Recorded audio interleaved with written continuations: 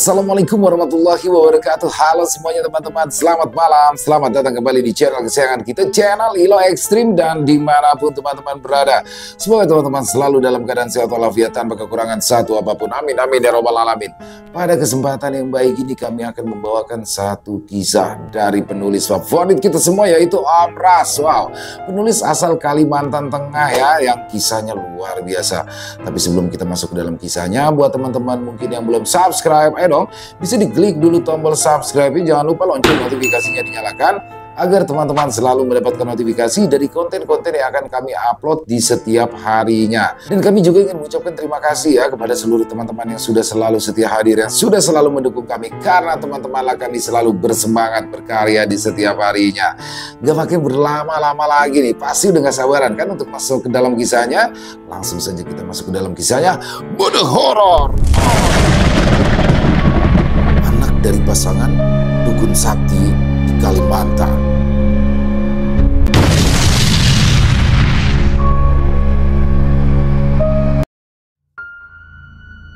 Anak-anak berteriak menyerukan nama Rowan, diiringi dengan tepuk tangan yang sangat riuh-riat. Seorang anak berusia 11 tahun sedang bergulat dengan seekor ular piton sebesar betis orang dewasa. Ular itu sudah berhasil membelit kaki si anak, namun sorakan ramai dari teman-temannya itu seakan membakar semangatnya untuk mengalahkan ular piton besar tersebut. Kepala ular piton itu kini berada dalam genggaman tangannya. Tanpa pikir panjang, ia langsung menggigit ular itu dengan sekuat tenaga. Darah ular memenuhi mulutnya, namun ular itu tidak langsung mati. Dan dengan cekatan, ia lantas menghantamkan kepala ular tersebut dengan batu yang ada di sekitarnya hingga hancur. Teman-temannya bersorak kegirangan. Setelah mereka yakin ular itu sudah mati, anak-anak tersebut pun mulai mendekat ke arah si anak yang tadi bergulat dengan ular seorang diri. "Ron, kau hebat," ujar teman-temannya dengan senyum ceria yang menghiasi bibir mereka. Ron balas tersenyum. Ia bangun dan menyeret ular tersebut ke pinggir sungai. "Ayo, kita bersihkan ponganonnya," ujar Rowan pada teman-temannya. Ponganon adalah piton. "Kita bakar di sini saja, Wan," usul seorang anak lain yang berambut keriting. Rowan tersenyum sambil mengedipkan matanya. Teman-teman yang paham maksud dari kedipan itu pun langsung melonjak senang. "Dagingnya kita bagi rata, sebagian bawa pulang untuk lauk nanti malam," ujar Rowan. "Wah, dimasak pedas, ini enak sekali, Wan." Setelah selesai membersihkan daging ular dan membagikan dagingnya, anak-anak itu lalu membakar sedikit daging ular tersebut untuk disantap di pinggir sungai. Sore itu, setelah kenyang, mereka pun memutuskan untuk pulang.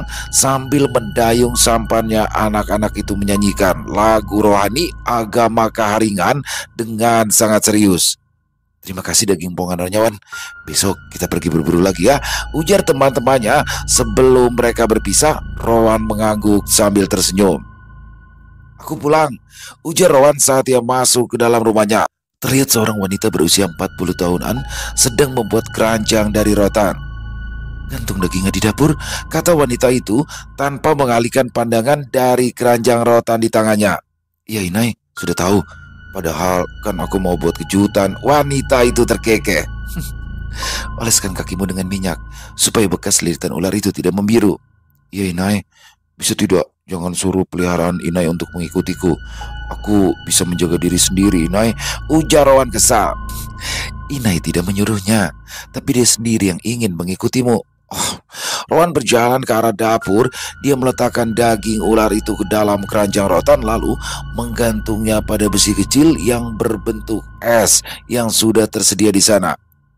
"Anai kemana, Inai?" tanya Rowan.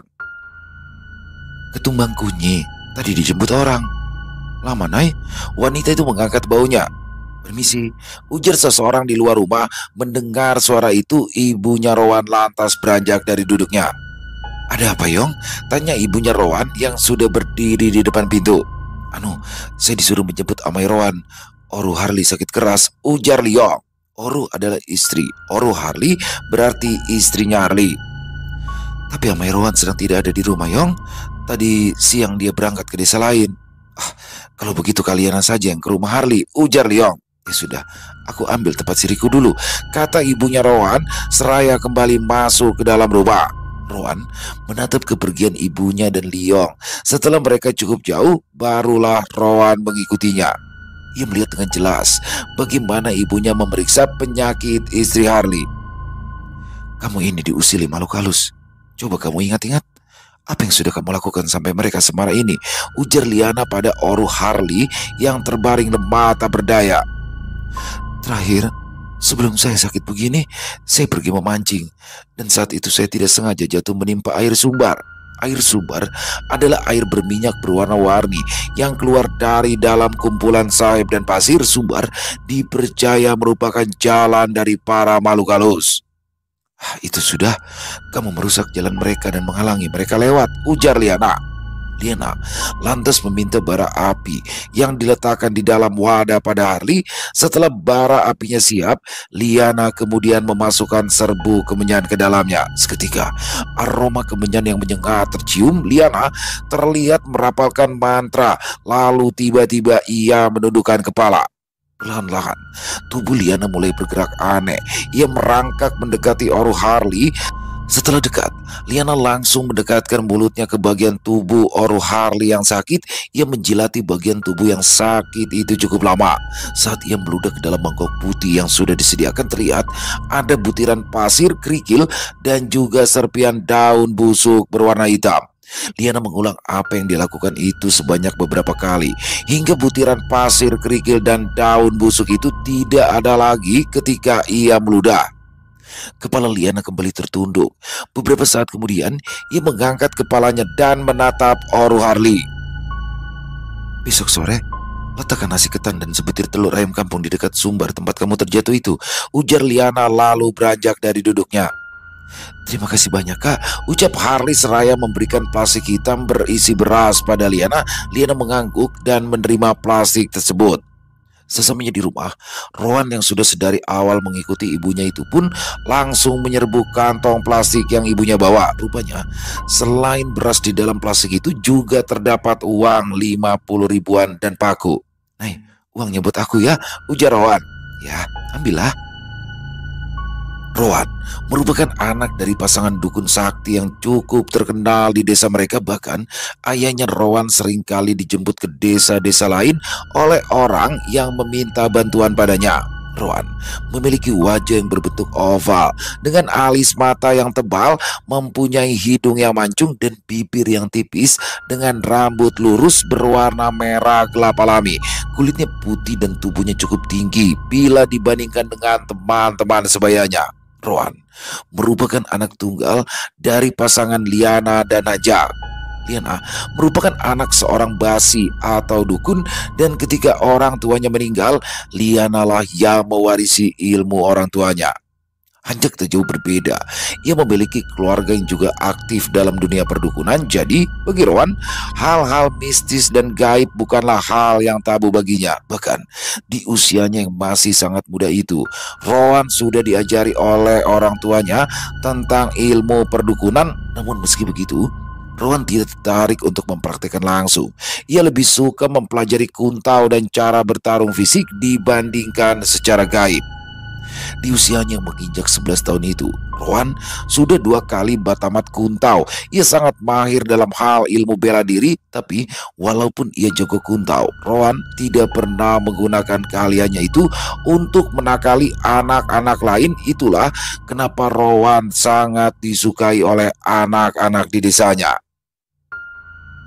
Hari itu, sepulang dari sungai, untuk pertama kalinya ia mendengar orang tuanya bertengkar dengan hebat. Suara ibunya melengking, terdengar sampai di luar rumah. Begitupun juga suara ayahnya yang tak kalah nyaring membentak sang ibu. Rowan tak berani untuk masuk ke dalam rumah. Ia berdiri diam sambil mendengarkan apa yang orang tuanya sedang perdebatkan itu. "Aku membantunya karena aku sanggup. Kalau aku tidak sanggup, aku juga tidak akan membantunya," ujar Hanjak nyaring. "Hah, yang kau pikirkan hanya membantu orang? Apa kau tidak tahu siapa yang akan kau hadapi itu?" teriak Liana gusar. "Aku tahu, tapi aku sudah berjanji akan membantu mereka." "Apa bayaran sepadan dengan nyawamu yang akan kau pertaruhkan untuk membantu mereka? Hah? Liana, sejak kapan kau jadi perhitungan seperti ini? Hah?" Sejak ada Rowan, apa kau tidak lihat? Anakmu sudah semakin besar. Apa kamu mau anakmu membesar tanpa kamu? Aku tidak akan mati, Liana. Kau terlalu khawatir. Aku berjanji, ini adalah yang terakhir kalinya. Setelah ini, aku tidak akan lagi menekuni ilmu hitam, ujar Hanjak bersujud di depan Liana. Akhirnya, Liana pun luluh dan mengizinkan suaminya untuk membantu sebuah keluarga yang terkena serangan santet. Rowan menarik nafas lega setelah ia mendengar kedua orang tuanya sudah berbaikan. Malam itu, udara dingin kian menusuk. Rowan masih belajar di dekat lampu minyak di tengah rumah, sementara ibunya masih asyik membuat kerajinan tangan dari rotan, sedangkan ayahnya berada di pondok kecil di belakang rumah tempat sang ayah melakukan ritual perdukunan. Tiba-tiba saja, angin yang entah dari mana bertiup kencang, mematikan lampu minyak di dalam rumah itu, diiringi suara atap rumah mereka yang berbunyi, dilanjut dengan suara ledakan seperti ada yang melempar petasan di atas sana. Di saat Rowan masih terheran-heran dengan apa yang terjadi, ibunya langsung memeluknya dengan erat. "Rowan, dengarkan Inai, kamu harus tetap di sini. Apapun yang kamu dengar, apapun yang kamu lihat, jangan pernah keluar dari rumah. Kamu mengerti?" ujar ibunya. "Tapi Inai, tidak ada tapi-tapian. Kamu harus menurut apa yang kata Inai. Inai mohon sekali ini saja," potong ibunya dengan suara serak menahan tangis. Akhirnya Rowan mengangguk. Ia membalas pelukan ibunya sebelum sang ibu pergi meninggalkannya sendirian di dalam rumah. Rowan masih bertanya-tanya dengan apa yang terjadi pada saat itu ketika ia mendengar suara rangan kesakitan dari luar rumah. Rowan masih bertanya-tanya dengan apa yang terjadi pada saat itu ketika ia mendengar suara rang kesakitan dari luar rumah. "Inai, Inai!" teriak Rowan memanggil ibunya. "Anak manis, ayo keluar!" Suara asing itu memanggilnya dari luar rumah. Rowan ketakutan. Ia menutupi kedua telinganya dengan tangan. Cukup lama Rowan duduk meringkuk sambil menutupi kedua telinganya hingga akhirnya ayahnya datang dan langsung memeluknya dengan erat. Ayahnya menangis. Suara tangisannya membuat perasaan Rowan tiba-tiba merasa sangat sedih. "Inai," hanya kata-kata itu yang mampu Rowan katakan saat masih berada dalam pelukan sang ayah. Dunia Rowan yang semula begitu indah kini menjadi hancur berantakan oleh kenyataan yang sangat menyakitkan. Ibunya meninggal dunia dengan cara mengenaskan pada malam itu. Pelukan sang ibu pada malam terakhir hidup masih bisa Rowan rasakan. Kenyataan pahit itu bagaikan mimpi buruk berkepanjangan baginya. Tak ada lagi Rowan yang ceria karena setelah kematian ibunya, Rowan berubah drastis. Ia tak lagi mau berteman dengan anak-anak lain. Dia hanya akan bepergian ke hutan seorang diri untuk mencari ketenangan yang tidak pernah ia dapatkan lagi setelah ibunya tiada. Kematian sang ibu benar-benar sudah mengubah hidupnya. Apalagi setelah dia tahu kalau ternyata ibunya meninggal karena diserang oleh dukun yang merupakan musuh dari ayahnya. Setelah ibunya selesai memasang pagar gaib di rumah untuk melindungi Rowan pada malam itu, kematian sang ibu meninggalkan luka yang akan terus membekas di hatinya. Karena itulah Rowan bertekad untuk membalaskan dendamnya pada dukun yang sudah membunuh sang ibu suatu hari nanti. Dan setahun setelah kematian ibunya, Rowan mulai mempelajari ilmu hitam. Ketika usianya menginjak 18 tahun, Rowan sudah menguasai beberapa ilmu gaib seperti pelet, guna-guna, dan cara menangkis serangan gaib. Pada usia 25 tahun, Rowan mulai terjun mempraktekkan langsung ilmu yang sudah ia pelajari. Namun, Rowan hanya membantu mengobati. Ia masih enggan untuk melakukan serangan santet. Saat itu, ayahnya kedatangan tamu dari jauh. Orang itu merupakan ayah dan anak perempuannya. Perempuan itu dibuat seperti orang linglung dan terkadang berteriak-teriak tidak jelas. Saat pertama kali melihat perempuan itu, Rowan tak berhenti menatapnya.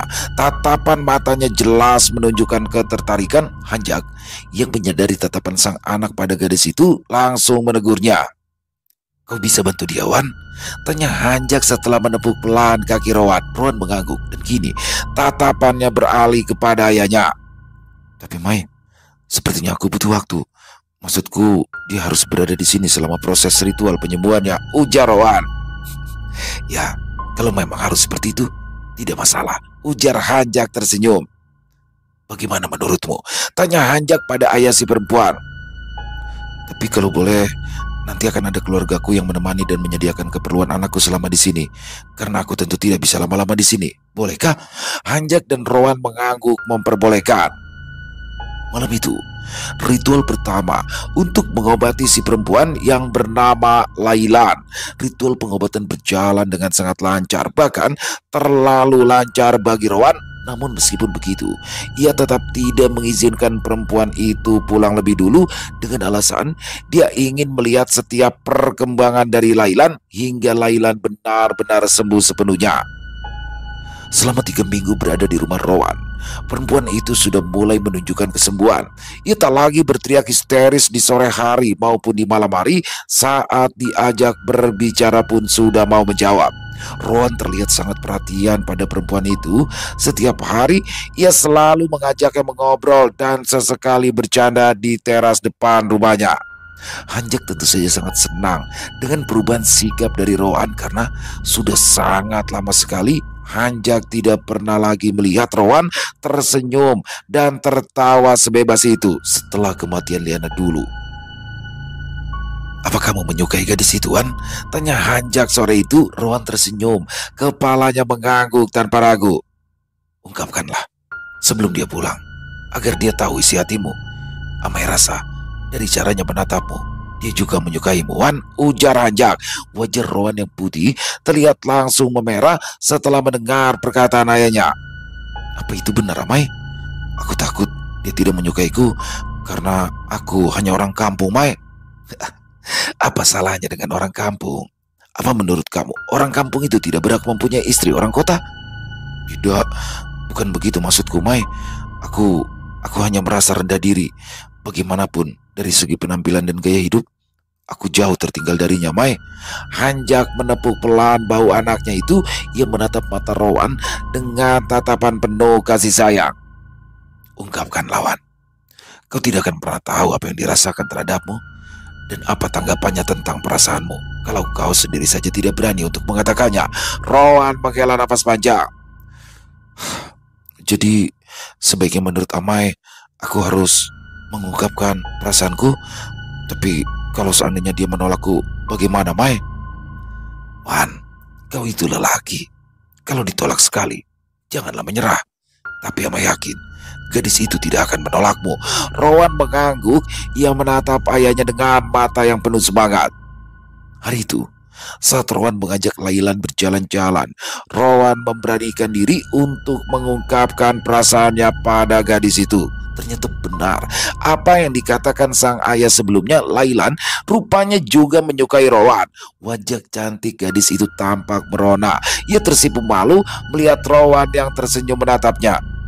Jadi kamu mau menjadi istriku? Tanya Rowan terbata. Bagaimanapun dingin dan kasar sikap Rowan selama ini, ia tetap merasa gugup saat berhadapan dengan perempuan yang ia cintai. Lailan mengangguk. Tapi kamu harus bicara dulu pada ayahku, ucap Lailan pelan. Ya, tentu saja.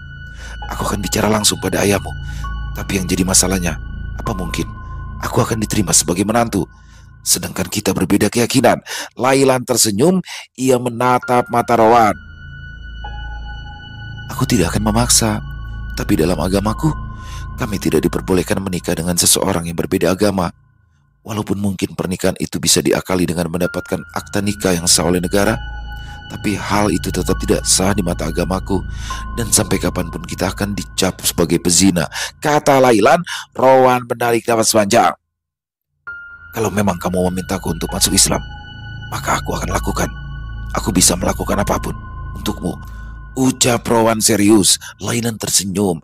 Ia menggenggam tangan Rowan. Aku akan memintanya kalau kamu tidak keberatan. Rowan membalas senyuman gadis itu. Kepalanya mengangguk pelan. Hatinya terasa berbunga-bunga. Lalu kemudian keduanya berjalan sambil berpegangan tangan. Rowan, Amai akan pergi ke rumah Rigen. Mungkin tengah malam baru pulang. Kalian kalau mau makan, makan saja duluan ya, ujar Hanjak sambil bersiap-siap. Ada apa dengan Rigen, Mai? Tanya Rowan. Kena panas sepertinya. Makanya Amai harus bergegas ke sana sebelum terlambat. Panah adalah jenis santet dari pelosok Kalimantan Tengah dengan media tumbuhan maupun hewan. Jadi si korban akan dibuat sakit sesuai dengan tumbuhan ataupun hewan yang digunakan sebagai medianya. Misalnya, panah kambang balu atau bunga labu, biasanya bagian tubuh si korban akan membengkak lalu mereka membelah seperti bunga labu tersebut. Kalau tidak segera diobati, maka korban akan mati secara tersisa. Biasanya yang menggunakan jenis santet ini memiliki dendam yang sangat besar sehingga tega membuat korban menderita sakit terlebih dahulu sebelum kematiannya. Aku ikut, Mai. Sudah, tidak usah. Kamu di sini saja. Amai yakin. Hanjak mengangguk. Oh ya, tentang kamu yang ingin masuk agama Islam, Amai izinkan, ucap Hanjak sebelum pergi. Terima kasih, Amai. Tapi ingat, Rowan, kamu harus betul-betul jangan sampai mempermainkan agama. Iya, Mai, aku tahu. Setelah ayahnya pergi, Rowan lantas mengajak Lailan dan juga kakak sepupu dari calon istrinya itu untuk makan bersama. Meskipun selama ini Lailan tinggal di rumah Rowan yang menganut agama keharingan, namun Rowan dan ayahnya sangat baik. Mereka juga menyediakan peralatan memasak yang baru untuk Lailan dan keluarganya. Bahkan selama Lailan berada di rumahnya, Rowan dan ayahnya juga tidak pernah lagi memasak daging babi. Mereka sangat menghargai tamunya. Rasa toleransi antar umat beragama terjalin dengan sangat baik di sana. Selesai makan, Rowan pun langsung menyuruh Lailan untuk beristirahat. Sementara ia pergi keluar ke arah kandang babi yang berada di belakang rumahnya untuk memeriksa babi-babi peliharaan sang ayah yang terdengar sangat ribut. Setelah dari kandang babi, Rowan duduk santai menikmati suasana malam itu dengan hati yang berbunga-bunga. Memang setelah kematian sang ibu, pondok kecil tempat ayahnya melakukan ritual perdukunan itu dirobohkan, lalu kemudian di sana dibangun kandang babi. Saat sedang berhayal yang indah, tiba-tiba saja Rowan dikagetkan dengan teriakan dari dalam rumahnya. Rowan yang kaget langsung bergegas masuk menghampiri kamar Lailan. Ternyata Lailan sudah terkapar dengan mata membelalak. Di sampingnya terlihat kakak sepupu Lailan yang menangis histeris sambil mengguncang-guncang tubuh Lailan. Lailan, Lailan, panggil Rowan seraya menyentuh wajah gadis pujanya tersebut. Ia menangis saat mengetahui jika Lailan ternyata sudah tidak bernyawa. Di saat perasaannya sedang terguncang seperti itu, tiba-tiba saja brak, Rowan terjatuh. Wajahnya memerah. Ia merasakan nafasnya sangat sesak, jantungnya terasa sangat sakit. Saat Rowan terbatuk, darah segar menyembur dari mulutnya. Menyadari ada hal yang tidak beres, Rowan lantas berusaha melawan. Ia mencoba duduk bersila dan merapalkan mantra. Lalu tiba-tiba saja angin kencang muncul dan mengempaskan jendela yang ada di kamar itu hingga terbuka. Seiring dengan angin segar yang masuk ke dalam ruangan tersebut, rasa sesak yang Rowan rasakan pun mulai berkurang. Jenazah Lailan akhirnya dibawa pulang ke tempat asalnya. Sementara Rowan masih dalam proses penyembuhan, dia mengalami luka dalam yang cukup serius setelah diserang secara gaib di malam itu. Cepatlah sehat, nak, ucap Hanjak sambil mengelus kepala Rowan yang terbaring di atas kasur. Di alam bawah sadarnya, Rowan bermimpi bertemu dengan seorang wanita parubaya. Wanita itu mengaku sebagai musuh bebuyutan dari ayahnya. Dan apa yang terjadi pada Lailan merupakan pesan yang dikirimkannya sebagai bentuk tantangan pada Hanjak dan Rowan.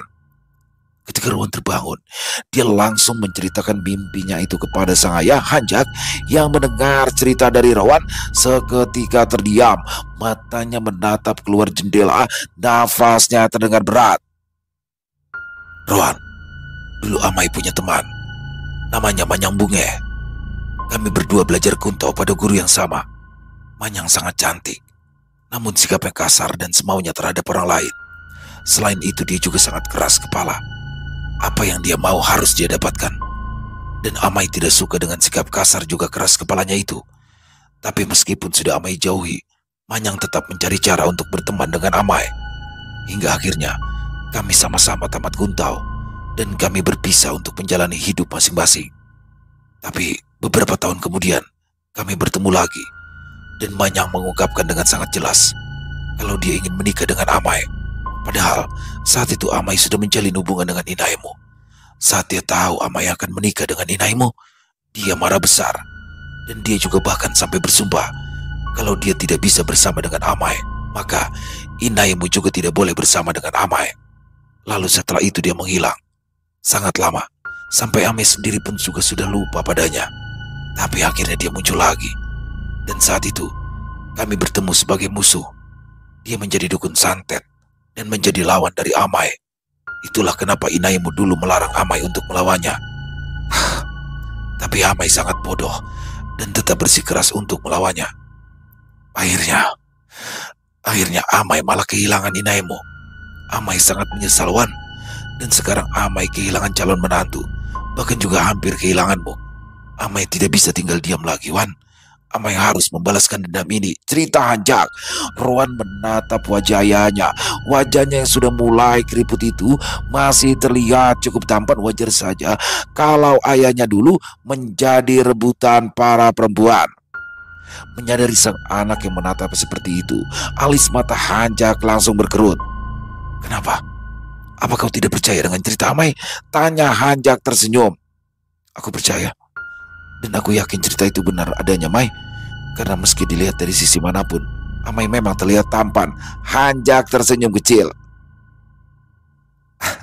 Mungkin itulah alasannya kenapa kau juga diperebutkan gadis-gadis, Wan. Mana ada begitu, ujar Wan membantah perkataan sang ayah. Benar, kau saja yang tidak menghiraukan mereka. Mai, aku ingin membantu, Mai, ujar Wan mengalihkan topik pembicaraan. Tidak usah, Wan. Ini adalah urusan Amai. Kau tak perlu ikut campur. Amai sendiri yang akan menyelesaikan masalah ini dengan Manyang. Rowan terdiam. Mana mungkin ia bisa membiarkan ayahnya melawan dukun wanita yang sudah membunuh ibu dan juga calon istrinya seorang diri. Ilmumu masih jauh di bawahnya, Wan. Kau tidak akan menang meskipun kau sudah mengerahkan seluruh ilmu yang kau punya, ujar Hanjak seakan tahu apa yang Rowan pikirkan. Lalu Amai, apa aku harus diam saja? Yang memiliki dendam kepada perempuan itu sekarang bukan hanya Amai. Dia sudah membunuh dua wanita yang sangat aku cintai. Dan aku tidak akan tinggal diam lagi, ujar Rowan tegas. Hanjak menarik nafas panjang. Kalau kau memang benar-benar ingin membalaskan dendammu padanya, kau harus memperkuat ilmumu terlebih dahulu. Kau harus menjadi kuat, jauh lebih kuat darinya. Rowan menghela nafas panjang. Matanya masih menatap ayahnya dengan lekat. Tapi bagaimana caranya, Mai? Belasan tahun aku mempelajari banyak hal dan ilmu santet, tapi aku tetap saja kalah dengan dukun itu. Ada satu orang yang aku kenal, yang ilmunya jauh di atas Manyang, ujar Hanjak. Rowan mengerutkan alis. Apa dia guru Amai? Hanjak menggeleng. Tidak, dia jauh lebih muda dari Amai. Awal pertemuan Amai dengannya, saat Amai dipanggil untuk mengobati orang di desanya. Siapa dia, Amai? Dari mana rumahnya? Tanya Rowan penasaran. Namanya Robert. Desanya cukup jauh dari sini, ujar Hanjak. Meski belum pulih sepenuhnya, Rowan tetap memaksakan diri untuk pergi menemui Robert di kediamannya. Tekadnya sangat kuat untuk bisa berguru pada Robert dengan tujuan agar dia bisa mengalahkan Manyang yang sudah membunuh ibu dan juga calon istrinya. Singkat cerita, setelah menempuh perjalanan berjam-jam, akhirnya Rowan sampai di desa Robert. Namun, Rowan cukup kesulitan untuk mencari keberadaan rumah Robert. Untung, di tengah kebingungannya itu, ada seorang warga desa yang berbaik hati mau mengantarkannya menuju ke rumah Robert. Tapi sayangnya, saat itu Robert ternyata sedang tidak ada di rumah. Rowan memutuskan untuk menunggu di teras depan rumah tersebut. Setelah orang yang mengantarnya tadi pergi, ia langsung merebahkan tubuhnya di lantai. Hingga tanpa ia sadari, Rowan akhirnya tertidur pulas di teras rumah Robert. Entah berapa lama ia tertidur, yang pasti saat ia terbangun terlihat seorang laki-laki berwajah cukup tampan berdiri di dekatnya. Sedang apa kau di sini? Tanya laki-laki itu. Kamu Robert? Tanya Rowan tanpa menjawab pertanyaan si laki-laki yang tidak lain adalah Robert tersebut. Ya, dan kutanya, kau sedang apa di sini?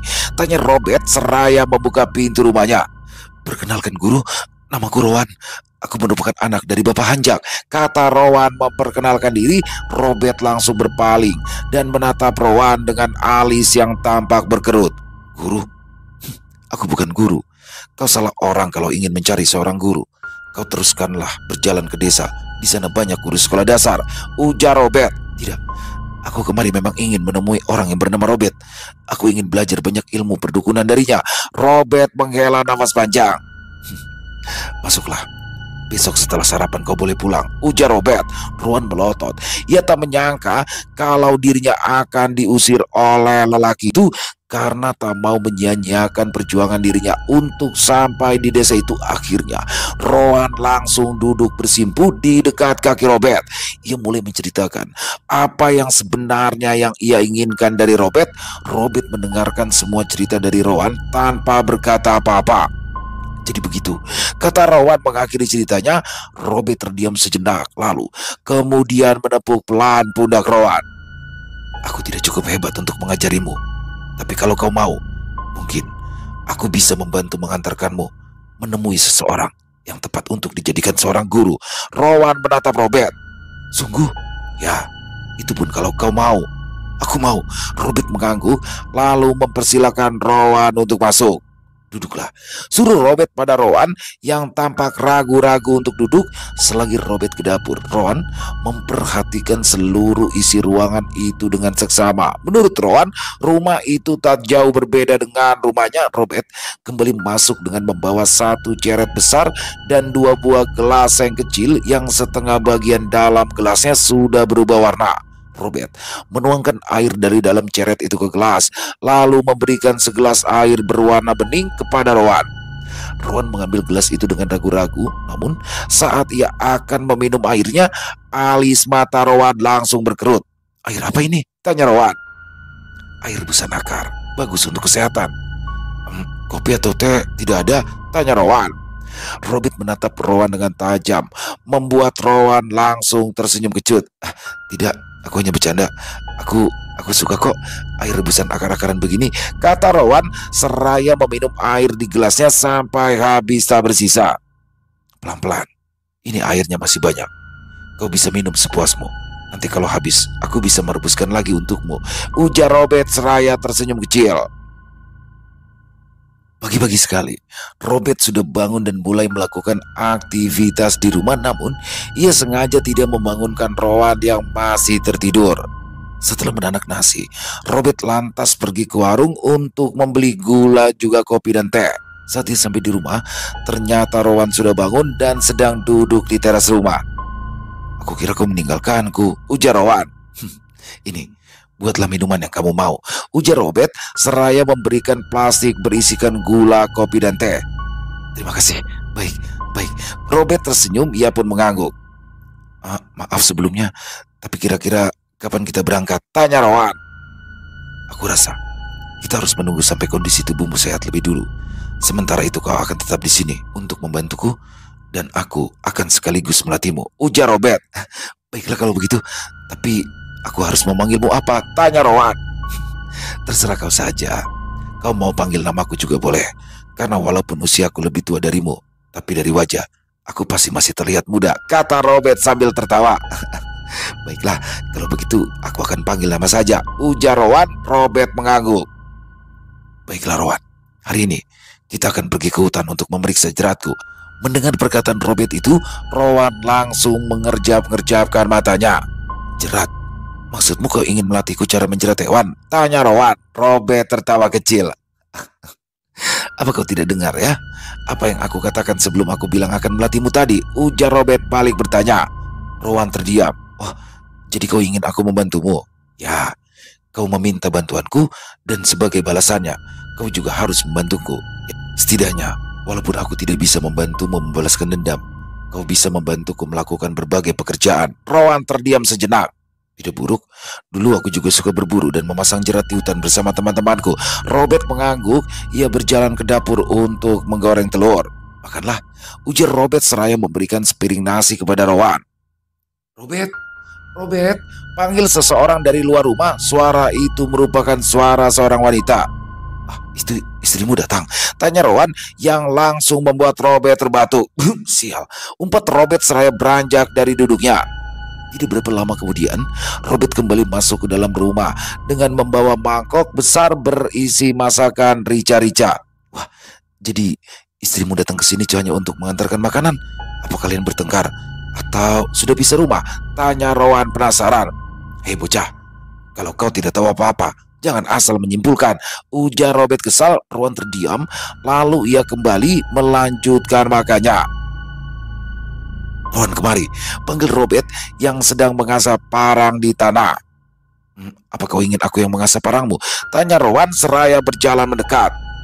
Aku ingin melihat seberapa tangkas kau berkelahi, ujar Robert seraya mulai menyerang Rowan dengan parangnya. Namun Rowan yang memang pandai bela diri tentu saja langsung menghindar. Dalam perkelahian itu tidak ada yang terluka karena Robert dan Rowan sama-sama lihai dalam ilmu bela diri. Baiklah, cukup. Aku akui, kau memang persis seperti apa yang amaimu ceritakan, ujar Robert. Tutup pintunya, kita pergi sekarang, lanjut Robert seraya menyarungkan parangnya. Rowan menurut tanpa sepatah kata pun membantah. Singkat cerita, setelah menempuh perjalanan selama 2 jam, mereka pun sampai di tempat Robert memasang perangkap hewan. Terlihat ada 1 ekor kancil yang berhasil terkena jerat. Makan enak hari ini kita, ujar Rowan. Makan enak apanya? Kancil ini sudah ada yang memesan. Hah? Kau ikat kakinya betul-betul. Aku akan memeriksa jerat di sana, ujar Robert. Rowan mengangguk. Setelah selesai mengikat kaki kancil tersebut, Rowan duduk di bawah pohon menunggu kedatangan Robert. Awas! Teriak Robert mengagetkan Rowan. Seiring teriakan dari Robert, terdengar juga suara dahan patah dari atas pohon. Dengan refleks, Rowan langsung menghindar. Namun sayang, kancil yang tadi terikat mati begitu saja karena tertindih dahan pohon yang besar itu. Robert tak bergerak dari tempatnya berdiri. Matanya lekat menatap ke atas pohon, membuat Rowan ikut penasaran dan akhirnya ikut mendongakkan kepalanya ke atas. Terlihat di sana, di atas ada seekor kera besar berbulu putih. Kera putih itu menatap Rowan, lalu kera putih itu mengeluarkan suara nyaring seperti sedang mengejek. Robert langsung mengeluarkan parangnya, lalu tanpa aba-aba ia lantas melemparkan parang itu ke arah si kera. Tanpa diduga-duga, kera putih itu mampu menghindar, dan tidak hanya sekedar menghindar, kera putih tersebut juga berhasil menangkap parang yang Robert lemparkan ke arahnya. Robert tersenyum sinis. Sudah kuduga, kau bukan kera biasa, ujar Robert. Kera itu lagi-lagi mengeluarkan suara seperti sedang tertawa. Tanpa aba-aba, kera putih itu melompat turun dari atas pohon. Robert yang memang sudah bersiaga sedari awal dengan sangat mudah menangkis serangan si kera yang masih memegang parang tersebut. Kera putih itu berkelahi layaknya manusia. Gerakannya lincah dan sama hebatnya dengan Robert. Apa-apaan ini? Gumam Rowan bingung. Mulut Robert terlihat berkomat-kamit. Lalu dengan satu gerakan, akhirnya Robert berhasil mengalahkan si kera. Kera itu memegangi bagian perutnya. Matanya tajam menatap ke arah Robert. Lalu kemudian kera putih itu naik ke atas pohon dan kabur begitu saja. Apa itu tadi Bangkui? Tanya Rowan tak bisa menyembunyikan rasa penasarannya. Dia jelmaan dukun wanita yang ingin membunuhmu, ujar Robert seraya memungut parangnya. Lalu kenapa kau biarkan dia pergi begitu saja? Harusnya kau bunuh saja dia. Itu bukan urusanku. Aku melawannya pun karena dia menyerangku lebih dulu, ujar Robert dingin. Rowan tampak kaget dengan perkataan Robert. Kalau begitu, harusnya kau biarkan saja aku mati tadi, ujar Rowan gusar. Membawa jasadmu yang remuk tertimpa dahan pohon itu akan sangat merepotkanku. Sialan, dasar gila, pantas saja kau membujang sampai tua. Kalau sikapmu saja tidak berperi kemanusiaan, bentak Rowan penuh amarah. Bocah, kenapa kau malah membawa-bawa urusan pribadiku? Bentak Robert marah. Rowan tidak memperdulikan Robert. Dia langsung pergi meninggalkan Robert yang masih ngomel padanya. Sepanjang perjalanan pulang, keduanya sama-sama terdiam. Tak ada percakapan yang terjadi. Sesampainya di rumah Robert, Rowan langsung mengemasi barang-barangnya. Ia berniat untuk pulang malam itu juga. Robert menghela nafas panjang, lalu perlahan-lahan ia mendekati Rowan. Maaf, tidak seharusnya aku mengatakan perkataan sekasar itu pada anak manja sepertimu. Tapi kau harus tahu, di luar sana akan ada banyak perkataan kasar yang akan kau terima nantinya saat kau sudah benar-benar menjadi seorang dukun.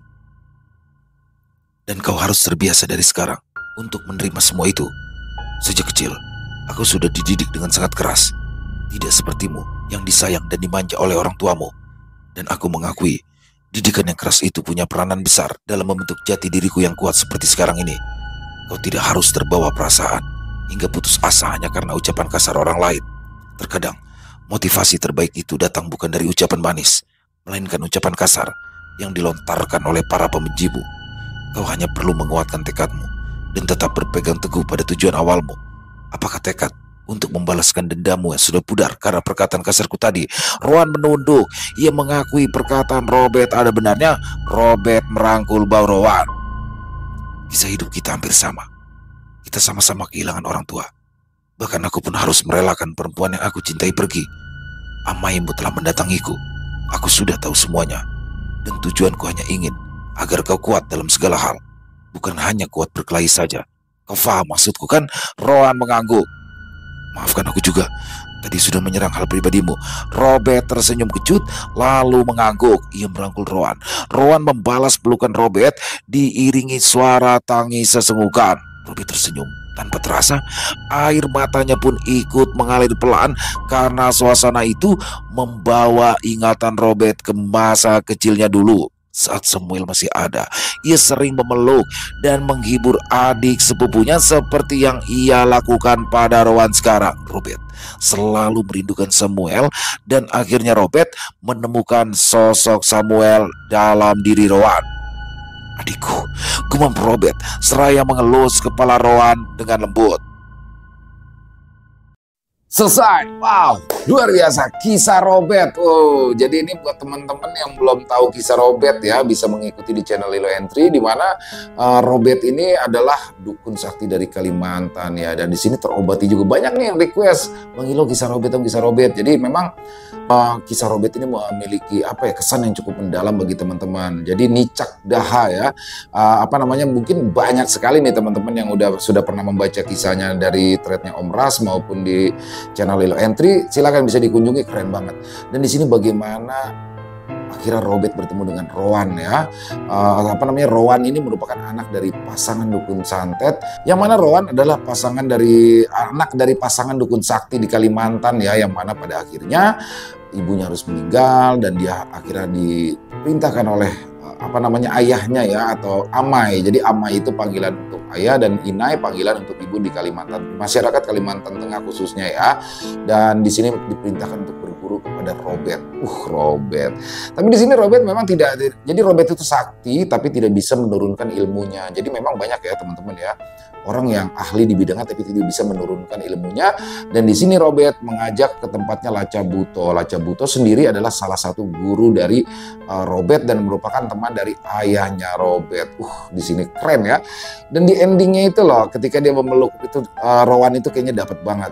Dan di situ disebutkan, jadi Robert tuh teringat kepada Samuel ya, adik keponakan, jadi sepupu ya, adik sepupunya. Di sini Robert kan hidup sebatang kara, dia teringat akan Samuel. Jadi mungkin buat teman-teman yang sudah pernah mengikuti kisah Robert sebanyak 3 episode di channel Lilo Entry itu bagaimana dulu kedekatan Robert dengan Samuel sangat dekat ya, karena Robert seperti ngurusin Samuel mulu tuh dulu. Dan di sini menjadi kayak flashback ya, karena kisah-kisah Om Ras tuh selalu asik dan menarik untuk didengar, dan selalu membawa kita seolah-olah berada di pedalaman Kalimantan. Terima kasih Om Ras atas izinnya kami untuk membawakan kisah yang luar biasa ini, dan semoga kisah barusan bisa menghibur teman-teman semua para pecinta penikmat horor misteri, lebih khusus lagi kepada para subscriber dari channel Ilo Extreme. Silakan buat yang punya pendapat lain, yang punya komentar lain tentang kisah barusan bisa menuliskan di dalam kolom komentar, ataupun hanya sekedar saling menyapa, silakan. Insya Allah kami akan menjawab satu persatu. Buat yang suka dengan kisahnya bisa diklik tombol like-nya, tombol jempolnya, boleh juga dong di-share link videonya ini ke teman-temannya yang lain agar juga ikut ikut merasa terhibur. Dan buat ya teman-teman yang mungkin baru bergabung atau yang sudah lama bergabung tapi lupa nih belum subscribe, bisa diklik dulu tombol subscribe-nya. Jangan lupa lonceng notifikasinya dinyalakan agar teman-teman selalu mendapatkan notifikasi dari konten-konten yang akan kami upload di setiap harinya. Dan untuk channel Ilo Ekstrim kami upload setiap hari teman-teman ya, setiap malam jam 7 malam waktu Indonesia bagian Barat. Oh iya, buat teman-teman mungkin yang punya kisah horor misteri ya, yang diangkat dari kisah nyata yang berdasarkan pengalaman pribadi, apabila mungkin berkenan dibawakan di channel kami, silakan bisa mengirimkannya ke nomor telepon kami yang ada di bawah sini. Dan bebas ya, mau kiriman dalam bentuk tulisan boleh, dalam bentuk rekaman suara atau voice note boleh, bebas, senyamannya teman-teman aja. Buat teman-teman yang sudah mengirimkan kisah, kami ucapkan terima kasih. Dan buat teman-teman yang sudah mengirimkan kisah tapi belum sempat dibawakan, harap bersabar ya, karena harus melalui proses penggarapan terlebih dahulu agar nantinya bisa dinikmati oleh teman-temannya yang lain. Dan di akhir kata, saya Ilo mengucapkan permohonan maaf apabila mungkin dalam pembawaan kisahnya ada kata-kata saya yang salah ataupun ada kata-kata saya mungkin yang kurang berkenan. Saya mohon dibukakan pintu maaf yang seluas-luasnya. Sampai berjumpa lagi di konten-konten kami selanjutnya yang pasti tidak kalah ngerinya, yang pasti tidak kalah seramnya. Masih bersama saya Ilo di channel Ilo Ekstrim. Salam sehat, sukses selalu untuk kita semua. Wassalamualaikum warahmatullahi wabarakatuh.